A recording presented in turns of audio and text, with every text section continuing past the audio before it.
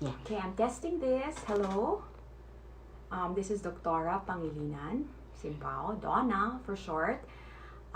We're just testing it before we formally begin. Okay, so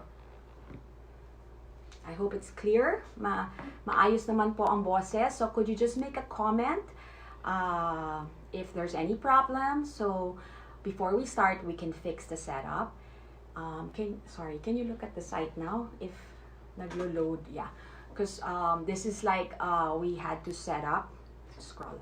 We had to set up here at home. And we wanna, because of course with social distancing and that we are all asked to stay home, I am doing it, in a do-it-yourself way. You do a video. Today po, I was invited by the Vibal group, Michelle Orosillo, Vinya Benito Sunga, and of course Paul Baloha from the Vibal group to help just be the resource speaker regarding homeschooling during the quarantine time. So I'm just now checking if I am able to be on live right now. Okay, so we'll just wait for 10 o'clock, then we're gonna begin to start. Okay, so there. Okay, there. Is it clear? Clear naman, no? My voice. Just look at the comments, Okay. So before we begin, let me just introduce myself. Again, I said I'm Dr. Donna Pangilinan-Simpao. I am the current president of the Homeschool Association of the Philippine Island. It is association of homeschool leaders, movers, homeschool representatives of various homeschool providers and tutorial centers and schools. And we have come together to be able to work as one in creating a better and more supportive landscape in our country for homeschoolers. As you can see, or as you know, it is in our Constitution, our right to raise and educate and to nurture our children.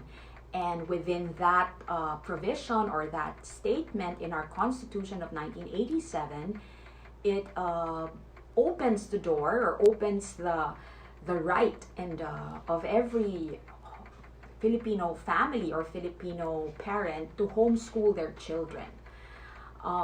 In the last 2 years that I have become a president of the Homeschool Association of the Philippine Island, I've really been able to see, firsthand and also witness, the growing and the thriving and the blooming homeschool community. I have also been a homeschooler for 17 years with my own children. We are blessed, Gilbert and I, my husband, with 4 children. That's Vince, Marco, Raya, and Gino, whom we homeschooled since they were about 2 years old. And as they went along, we released them when they were 13. And so if you count the total of number of years that I have been homeschooling, it was about 17 years. I literally closed our homeschool room and classroom in 2018. And since then, I served as happy president. In 2012, 2013, I also founded a group called Homeschoolers of the Philippines Facebook group. And from just a handful of 30 students or 30 families, we grew now, or still growing, to 22,000. And it's more so now because of this uncertain period na kailangan po nating mag-social distance at hindi umalis ng bahay, na kailangan nating ipagpatuloy ang pagpapaaral o pagtuturo sa ating mga anak. So good morning to all. I can see your notes here. Magandang araw sa ating lahat. Ang sinasuggest ko po, I just type your questions. Nakikita ko po dito sa aking other phone ang mga questions ninyo, no? So today, okay, so I am also a writer of the first ever homeschool program for preschoolers. Ito po ang tinatawag na Kids Starter, Curious Curriculum. Ito po ay isang kumpletong programa na ginawa po ng mga Filipino experts on progressive education, early childhood education, and homeschooling. Ang manunulat ko po ay si Liana Lim Cruz na siyang may master's degree sa early childhood education. So ito po ay available kasi marami sa atin na yung mga ating mga chikiting or bubwit from 2 to 4 years old, hindi ka natapos ang preschool o wala kayong magawa for summer.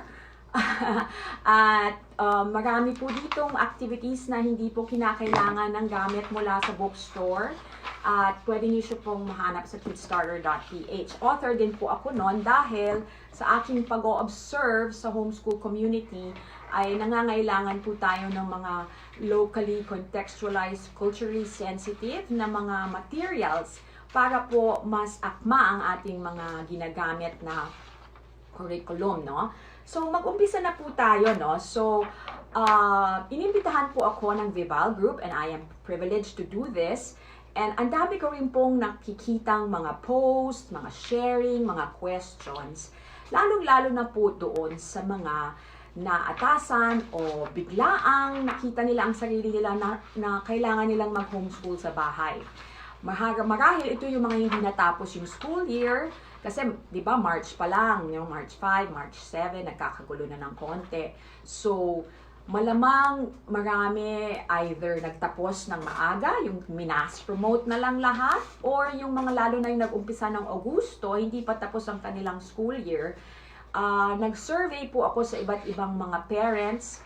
Meron po mga, salamat po sa lahat na nag-answer, and I hope I can put that survey here, na so, tulungan nyo rin po sagutin yon.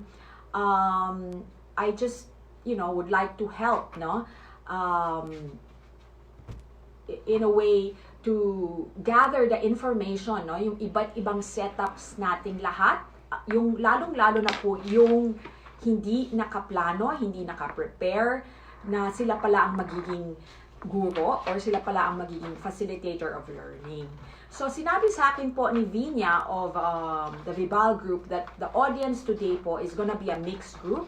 Merong parents who are now homeschooling and merong mga teachers, schools who probably are also interested in this whole setup of homeschooling. So, allow me in the 30 minutes to 45 that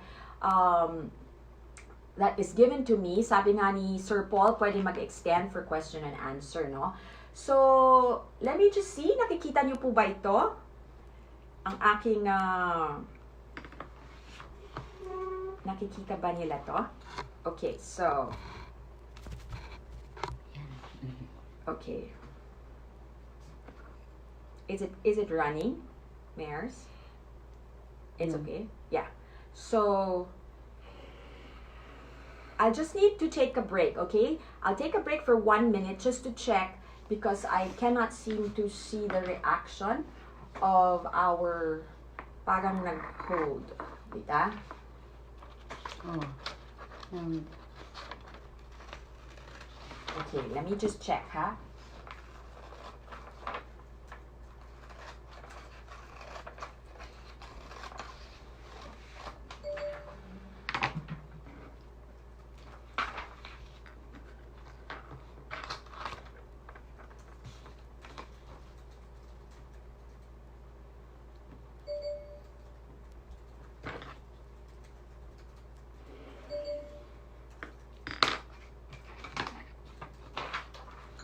Okay, so let's go into the introduction. I'm just checking with the Vibal Group if everything is clear.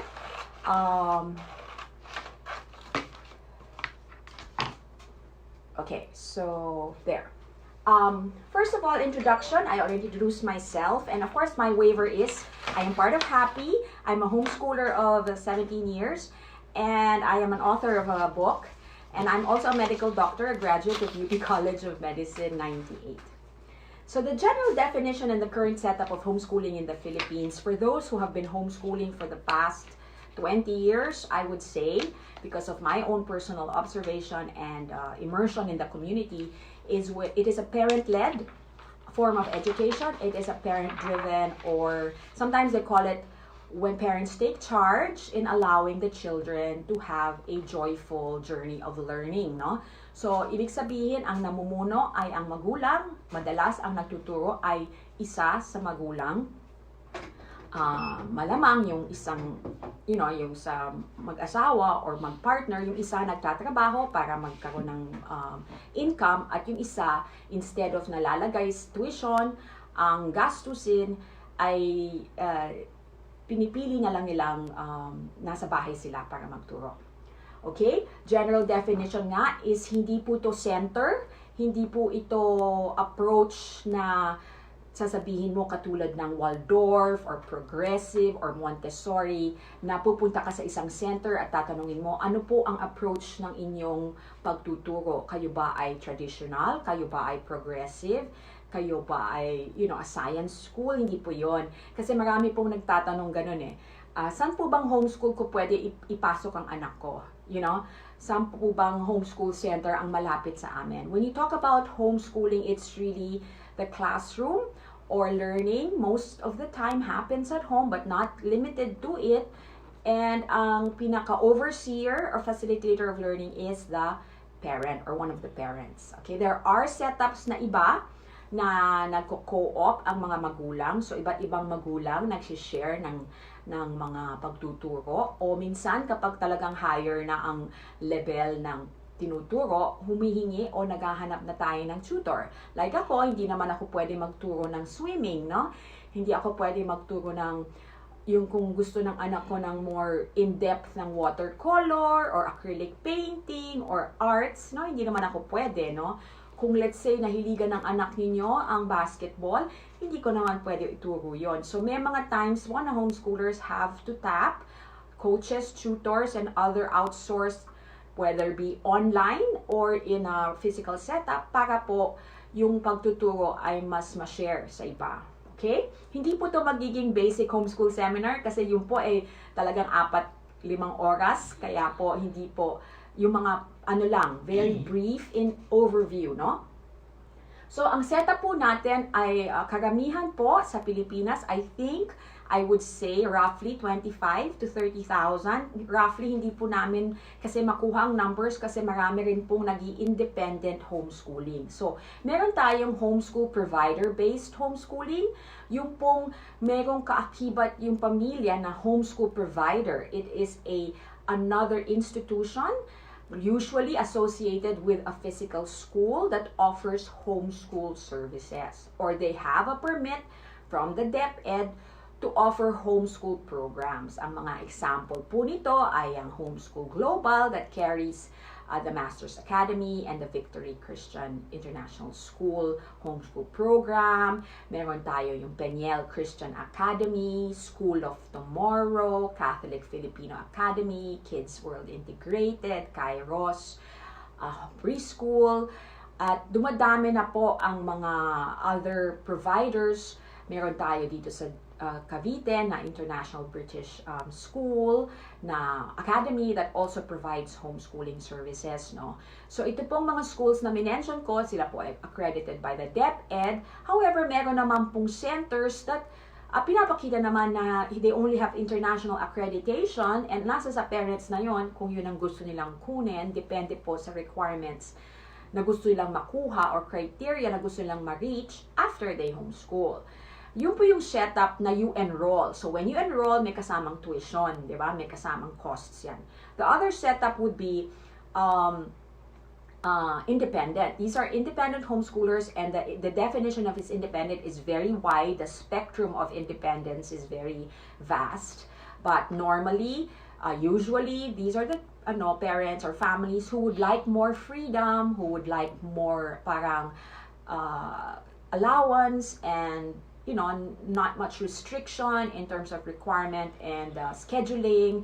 And for now, ang nangyayari po, if they want to enter into a DepEd system, they are given a test by the DepEd to validate and to place the students so that if they need to release to a regular school, they have been accredited somehow or validated by DepEd as, as eligible for enrollment. So yun po ang basic, no? So history, I am encouraging you guys to just read some blogs and articles, but I also am promoting this book, I Homeschool by Novetan.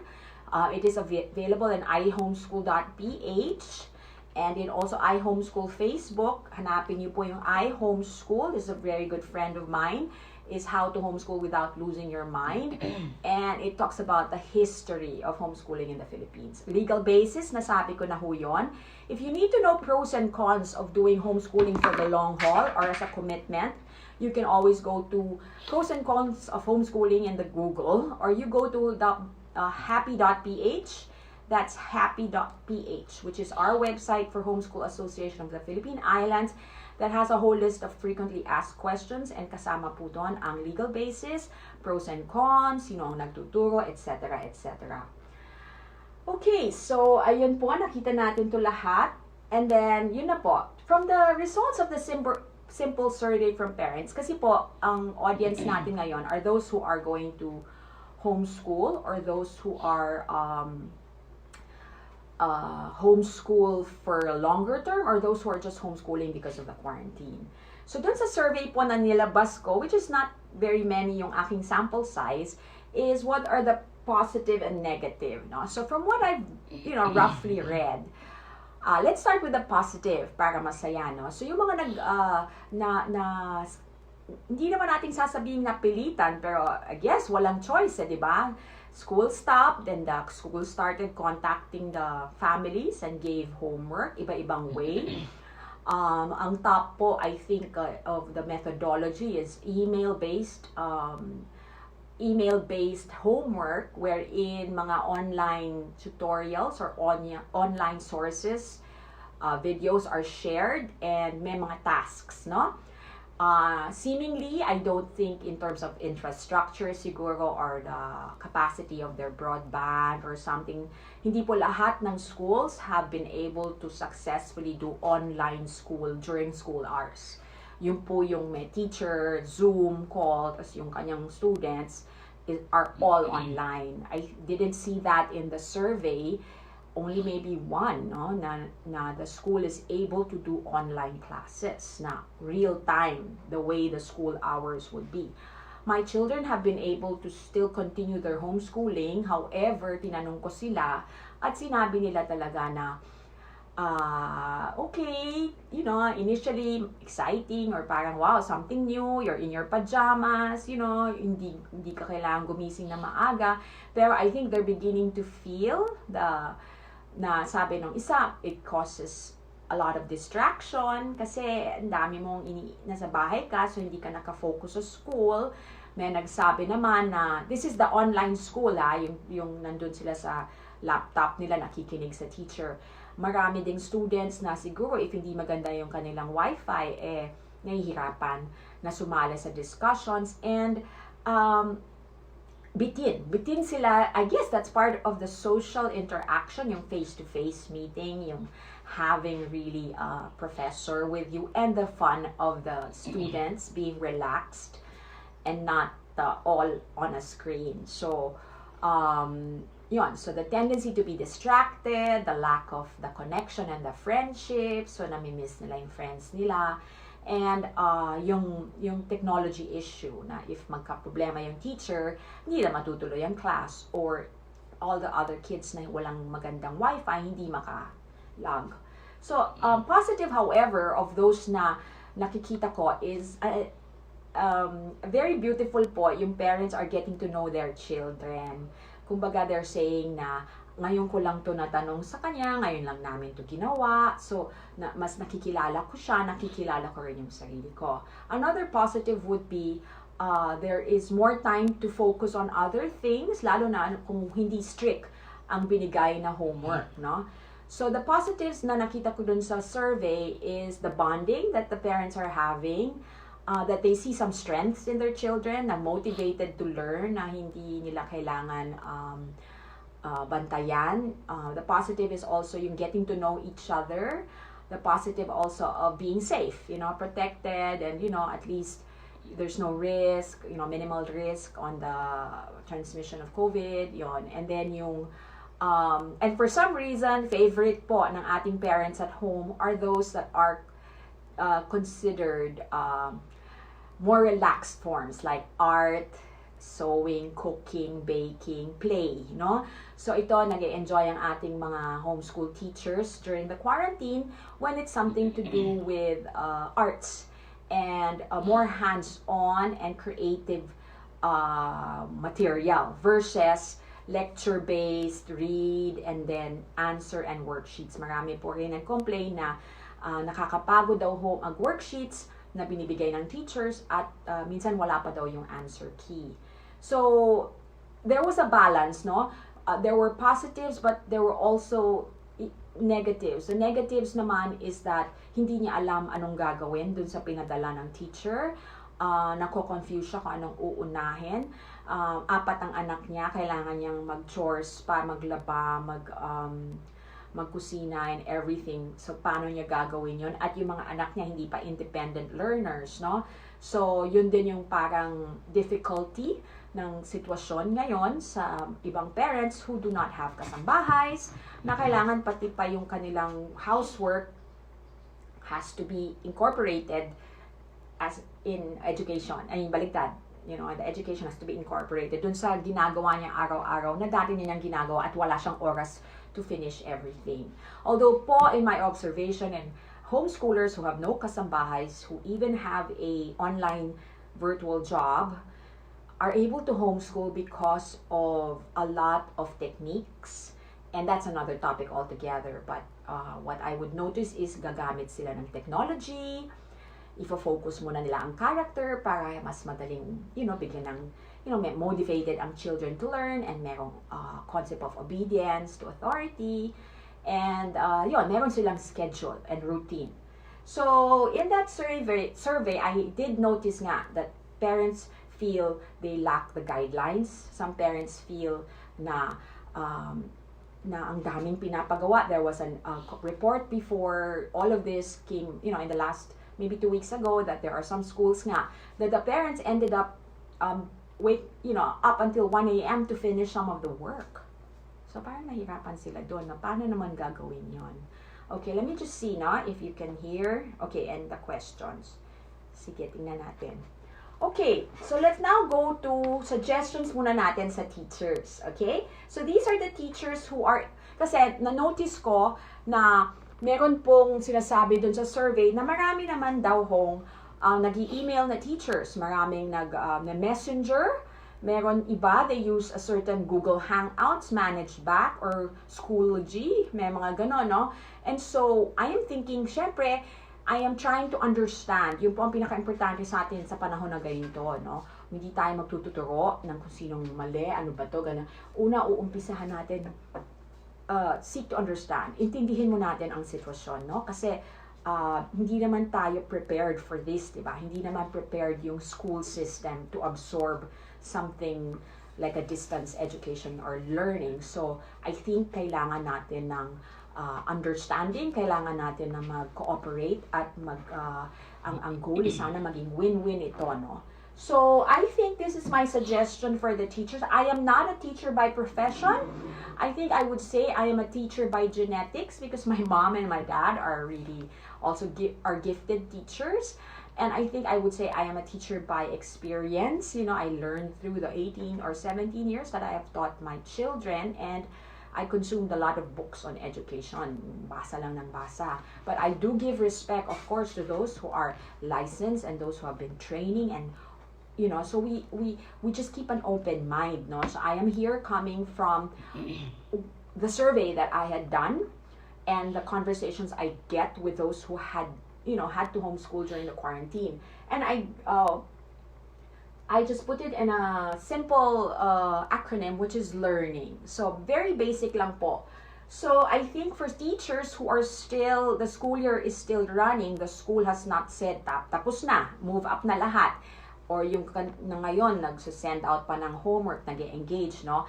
Is I think you are a leader and you are going to lead and support the parents. So, marami, dun sa nag-survey, sabi, hindi nila nafe-feel yung guidelines, yung very specific na mga instructions ng teacher. So, minsan hindi nila get. So, I am encouraging the parents to engage and ask, I think the teacher's responsibility is to lead and support. Okay, you might say 45 kids, no? You might say, how can I, ikaw na nga yung, syempre, nagkagulo-gulo na rin ang buhay sa bahay because of the quarantine, di ba? Syempre, the teachers are also doing their other, what they need to do. But if the school is requiring certain academic and projects and, output, I think the parents need to be guided, or there has to be some balance, no, in their guidance that they need. And I think L is for lead and support parents. Now, you can use technology to simplify this, which is you can do Google Forms to ask problems of your parents. You can, set aside 10 minutes a day to give them a call, just to check. I mean, of course, you can give suggestions pa mga teachers, no, on how you think you can really, because I believe not everyone is built out na pag binigyan nyo ng lesson plan is alam na nila how to execute. So I think there has to be a sort of form na mag-feedback sila. So lead and support parents at this time. Number 2 is engage and educate. Engaging means you have to find a way kung paano mag-engage, and with technology po. And I'm hoping, syempre, that the teachers have Wi-Fi at home kasi if not, that would be a problem. Of course, kung may landline, that is the other form, no? Landline na, paano ba ito gagawin? So, if there is no way to use technology for the teachers to reach out to their children, that would be a problem, no? So, that would leave the parents no way to connect and verify. But I think that if in a setup that could have been prepared, or maybe because hindi pa naman tayo tapos, the school can actually find ways to support the teachers who probably are not able to go online. In some way, pag-isipan lang po yun, no? So engage and educate. So that A is aligned with the current situation. This is a pandemic, and so relevant and contextual learning, yung pong naaangkop sa nangyayari sa araw natin, I think ang pinakamagandang pwedeng gawin na pag-tweak o pag-adjust sa lesson plan. I have info from other schools na they decided na some subjects hindi matuturo talaga. Siguro yung mga lab, chemistry, biology, yung mga lab-based, hindi talaga magagawa sa bahay. So, they readjusted. They adjusted some things, and they said na next school year na lang nila ituturo yon at i-replace nila yung pwedeng gawin sa bahay. So, that is a good move. So, alam naman natin na some of the methods and curriculum of many schools are cyclical or spiraling, no? Yung iti-take ngayon and then dadagdagan uli next year at dadagdagan uli next year. So, a suggestion would be, kung hindi talaga kaya ng parents or hindi appropriate, to teach, or it's very not related to what's happening, distracted ang bata and hirap, makahanap ng paraan to study something that is not relevant at this time, you can suggest na the first week or 2 of the next school year, pwedeng i-review tong mga lessons na ito, di ba? Just set aside pagbabalik-aral, or let's take up what we didn't finish the year before. So, I saw a school do that, na yung seniors nila, yung juniors nila are taking senior classes because appropriate siyang gawin distance way, and yung kasing classes ngayon that needs probably laboratory experiments, teacher directed projects, dinelay na lang nila next year. So, there are ways to align with the current situation, no? And, okay, this is for me, letter R. So, learn, no? Relationship is key. I think for parents and parent-teachers and teachers, sa huli, ang importante yung relasyon no? Relasyon nyo sa parents, yung relasyon ninyo sa mga anak ng parents, at yung parents and their relationship. So, if we are giving them so much work na they don't know how to execute, or they're confused, or it's overwhelming, or na may exams pa na kailangan na mag-memorize ng napakadaming facts. And that is already stressful kasi this whole pandemic is stressful already for any parent, you know, or any Filipino, any person in the planet, diba? We are all in high alert. So I think there are ways in which we can lessen the stress in the academic output that is required. So how? Why? Because relationship is key. We don't want po to require things that our parent, the teachers, or at home may,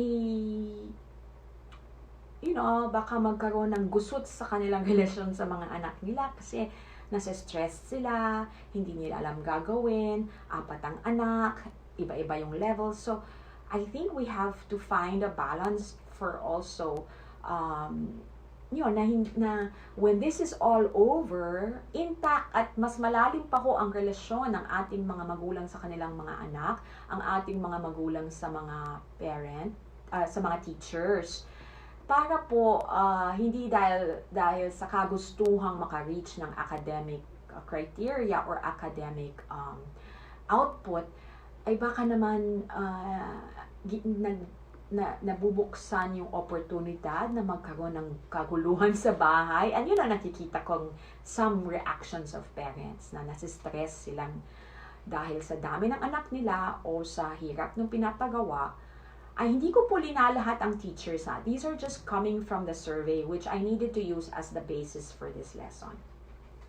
Okay, and then innovate, then nourish and nurture. You know, ang hirap po mag-educate kung hindi tayo parang, you know, coming from a fresh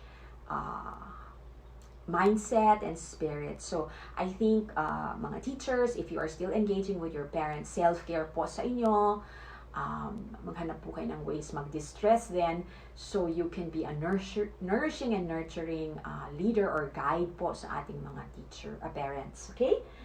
And sinasabi kong innovate is find creative ways to communicate, to connect to your kid, to students, and to support your parents. So, yun yung sinasabi kong maganda kung ang bilis ng Mbps nyo, ang streaming niyo sa bahay. Maganda kung it's so easy for you to connect digitally to the parents and the children.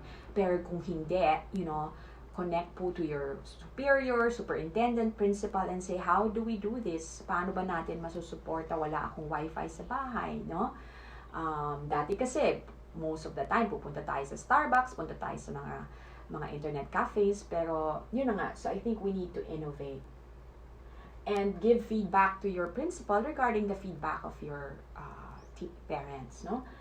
And in innovating, you also need to negotiate. So I think there's a need to negotiate.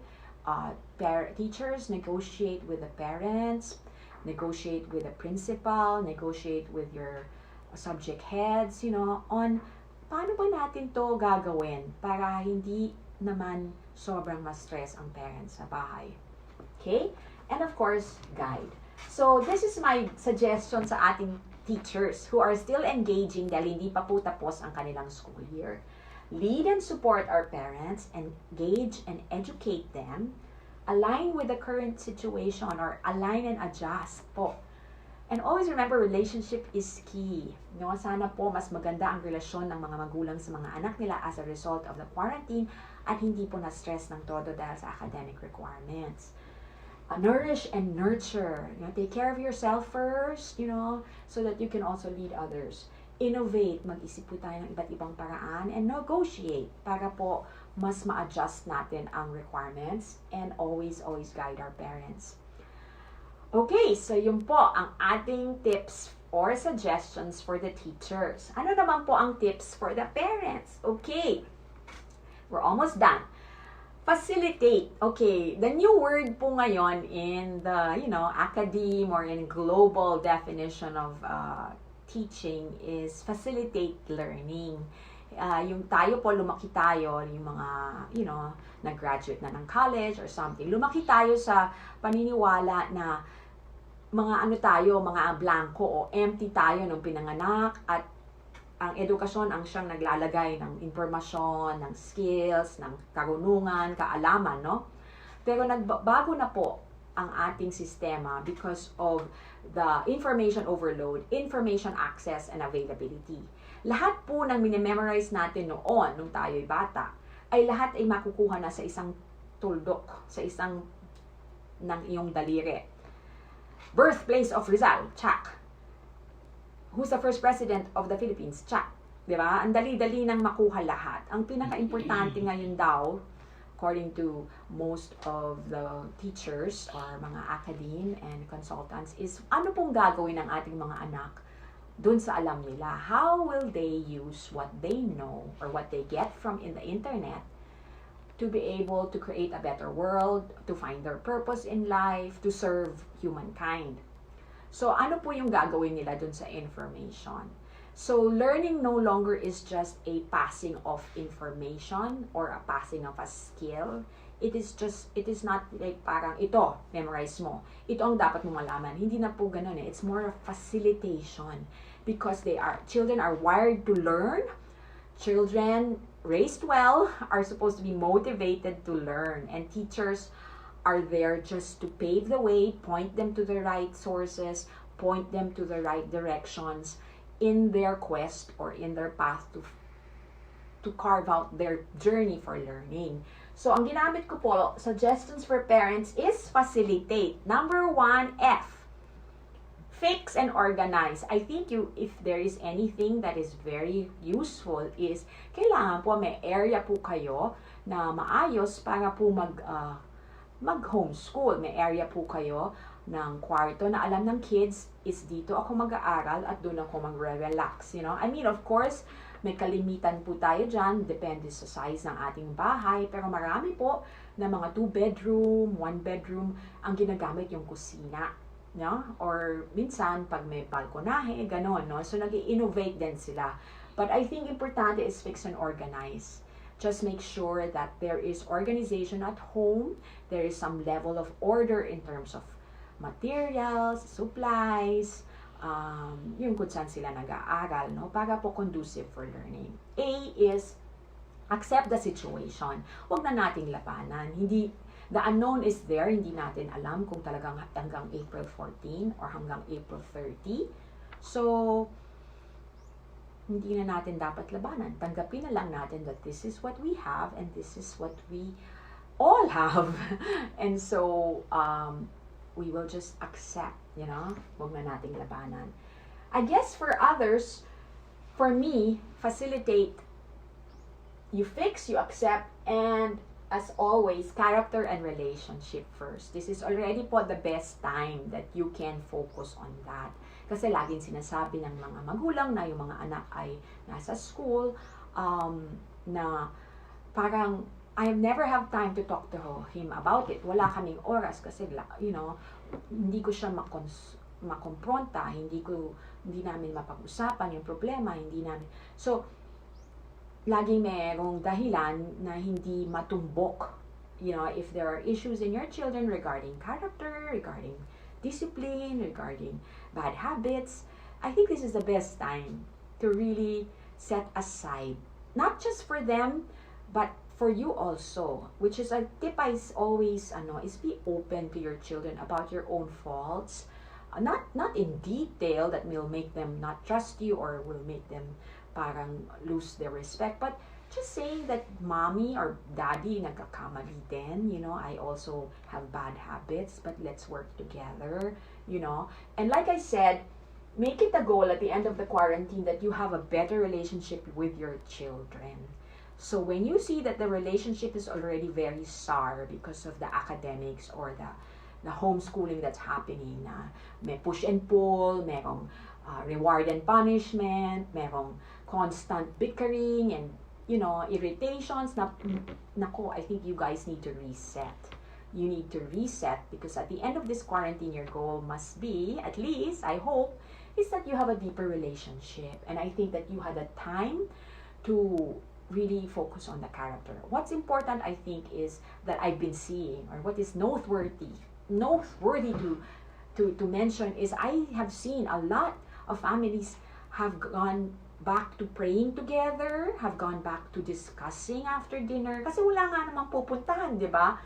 Or have started reading stories to their children, or have started, doing things with their children that they never, or they didn't have time for. And I think a lot of children who are at home are just, kahit hindi nila ma-process kung ano nangyayari, kung ano yung implication na si daddy is at home the whole time, I think the presence of both parents or the presence of magulang or, a very trusted person 24/7 is very strong for them. Very, very, so if you are a positive person, if they are fond of you, if there is like a genuine likeness for each other, that's gonna spell a lot of difference in their confidence, in their ability to be communicators, their ability to express themselves. So in this whole quarantine of homeschooling, I think this is for me the most important that we should try to aim, to make it a goal, to prioritize that.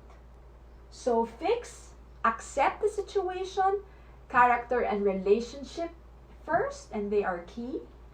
And you have to find ways to incorporate and integrate. Ibig sabihin nun is with the guidance of your teacher, or if walang guidance from the teacher, I think you just have to put your hat of creativity on how do you incorporate the lessons that, kasi you have to make it developmentally appropriate, meaning you meet the children where they are and you create meaningful connections. Ibig sabihin yung itinuturo nyo ay dapat nasa tamang level ng pag-challenge sa bata, hindi masyadong mahirap na ma-frustrate, hindi naman sobrang kadali-dali na hindi sila na-challenge, no? But at the same time, kailangan may meaning, may kahulugan sa kanila.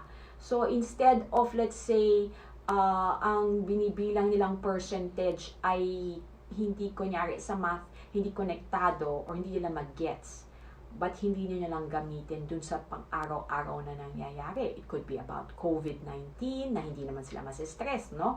Or it could be about fractions na you're baking. It could be, na you involve them in meaningful connections, meaningful experiences sa bahay that you can actually bring in the lessons in. So, kung nakita nyo yung lessons is about angles, or lessons, kunyari, is about creative writing, then maybe one thing they can do is write to their lola, or email their friends, and tell them to write 5 sentences. You have to find a way to integrate and incorporate.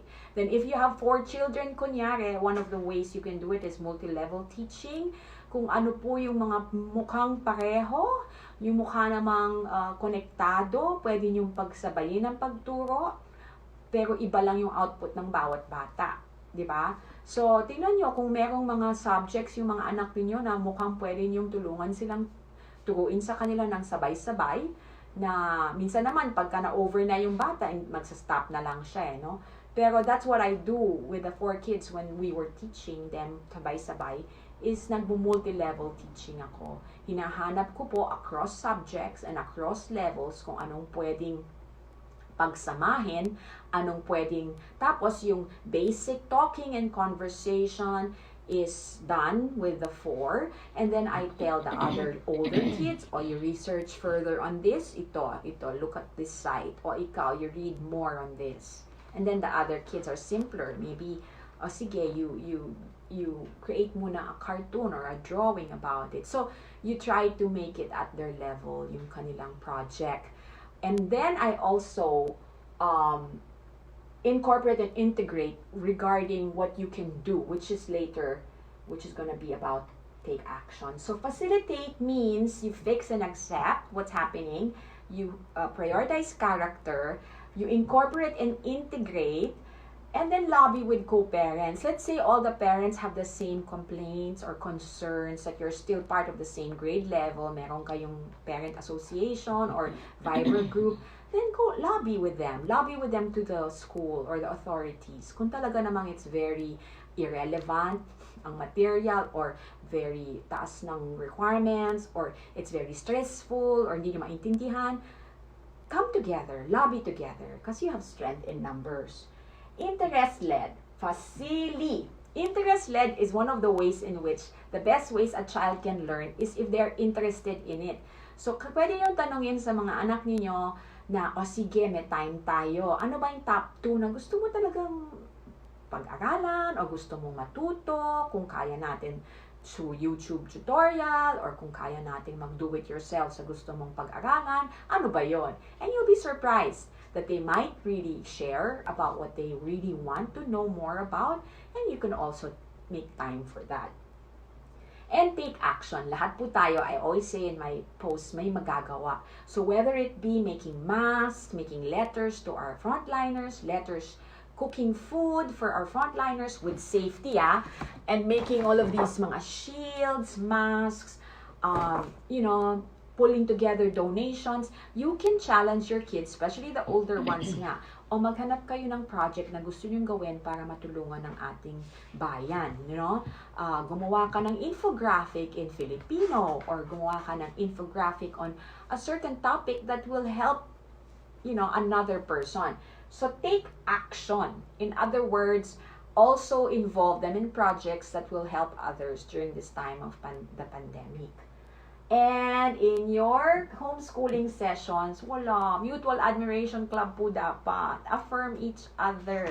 The 80-20 rule, for every 2 that's negative, you really have to give 80 positive in terms of speech, in terms of conversations.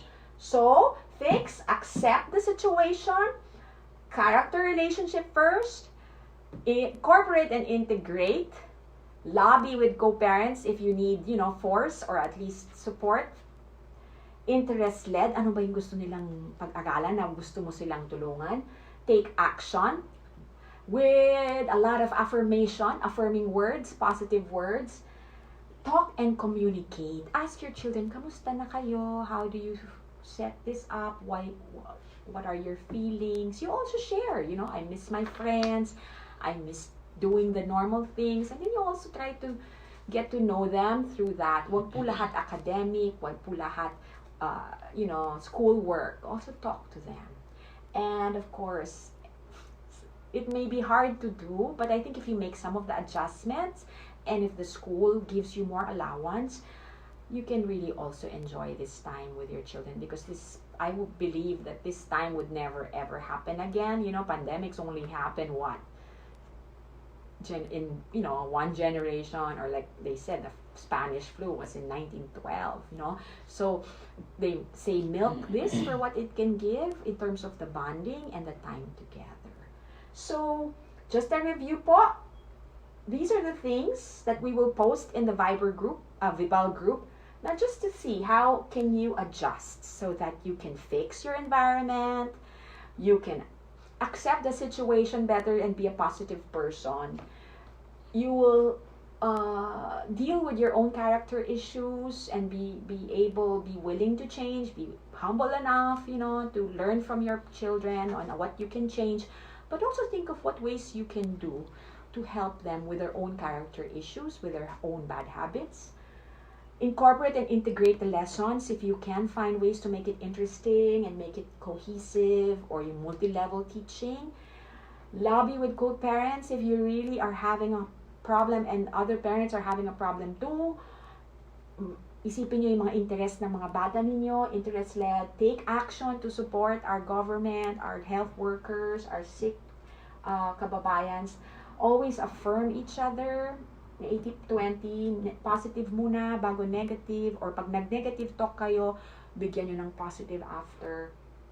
Talk and communicate, and hopefully this is one area that you can enjoy during this pandemic, even if it's crazy and it's disorienting and it's terrible and it's people are losing their lives and also losing loved ones.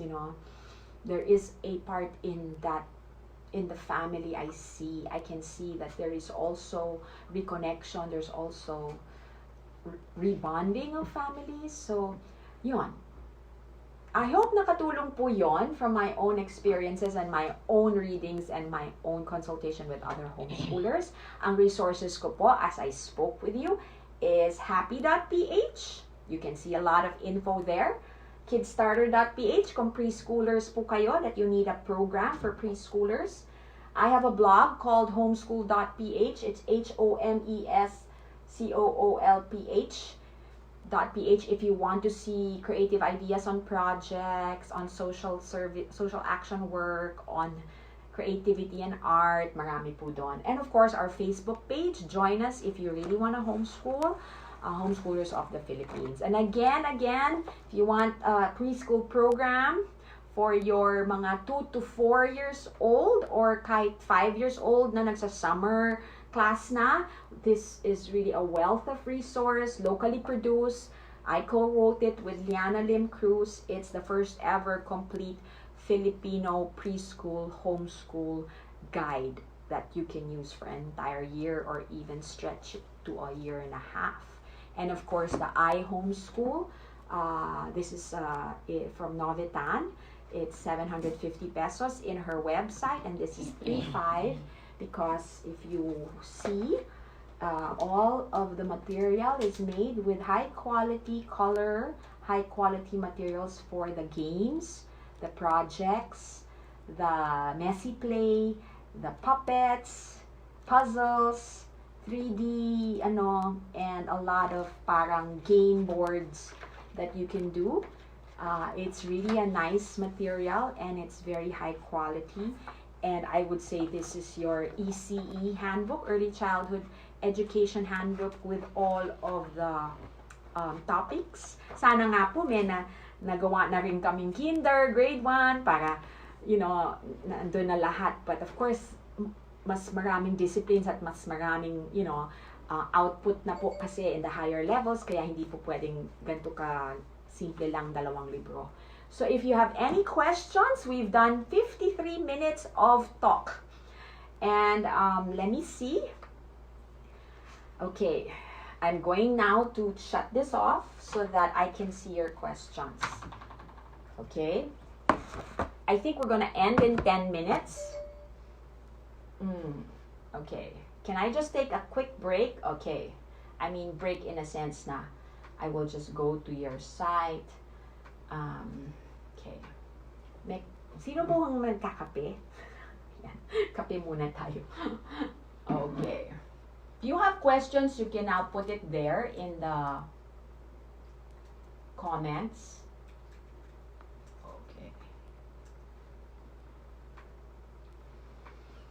Kasi may time delay, so I hope those things helped. And I'm syempre open to your suggestions and open to your, ayan. Very informative, ma'am. Oy, 127 comments. Teka lang. Thank you po. Maraming salamat. Pagpalain din po kayo. So, si Mr. J. Robert. Okay, so I'm now downloading all the questions, but I think how to get the Kidstarter book. Kidstarter.ph po, ma'am. We can still send it through Lala Move and through other couriers. Can you suggest the best app? Naku, ang dami hong app. Join muna Homeschoolers of the Philippines Facebook group. Ang dami po naming online resources. And it was amazing na ang dami po. Wow, the guide was super useful. Oy, thank you. Informative. Can you suggest best app? Yun nga po. Join the Homeschoolers of the Philippines kasi depende po yan sa age level ng children ninyo. And okay, how do you join Homeschoolers of the Philippines? Look for us on Facebook and you just request membership, no? And just you have to answer the question on why do you want to be a member, and you just say because I want to learn how to homeschool or I need info regarding homeschooling. Okay, so yan. So I think we're ready to wait. Okay. More power to all of you. Maria Hazel Habines Derla, thank you for an informative session. Okay, so I'm so thankful na nakatulong naman tayo. I think hindi naman yata ma-delete. Is there a homeschool association in Batangas? Okay, Homeschool Association of the Philippine Islands is a organization po. Wala pa po kaming chapters in different parts, but you can look at our website. The Association of Homeschoolers are led by leaders, movers, representatives of providers, homeschool providers, representatives of schools, homeschool companies that serve the homeschooling. Thank you. Informative for you as a parent. Is there, okay, so I think, ayan, no? So I think I'll try to look at all your questions and answer them through writing. But so for now, I think we need to end by 11. God bless sa inyong lahat. Hindi kasi nagda-download lahat ng comments. I think there's something. Hindi ko siya mabasa. So again, thank you to all of you. If you are seriously thinking of homeschooling, bili po kayo nito. Homeschool book. Can I get the Yaya handbook? If you want to message me also for this book, because we have some books here at home, because the Homeschool Association of the Philippine Islands also is fundraising. So if you get this book, which is a very thick book, it has this. It's free. How to teach raising your kids. So what should have been 1,100 is only 750. So you get this book for free. So just send me a message on Messenger. My name is Donna Pangilinan-Simpao. Also, if you have kasambahay and you want to teach them how to be a better caregiver or better yaya to your little children, my sister-in-law Maricela Pangilinan and my sister Felici Pangilinan-Buizon and myself wrote this book, and it's only 250 pesos. Few copies left. And then, of course, as I told you, the program for homeschoolers for preschool is on Kidstarter PH. All the ordering ways are there. So maraming salamat and thank you very much. You can invite your friends to watch this by tagging them, I think, or sending them the link. I think the message or the video will be up in the Fiber group. Again, thank you for Michelle Orocio, Vinia Benito Sunga, and of course our Paul Baloha for this time that I was able to share with you my insights, my tips, my experience on homeschooling that hope matulungan po yung mga na nakita nila ang sarili na sa sitwasyon na kailangan nilang maging guro sa bahay. So, mabuhay po kayo, keep safe, social distance, wash your hands, and magdasal po tayo para sa ating bayan. Salamat po! Kain na po tayo. Bye! Thank you!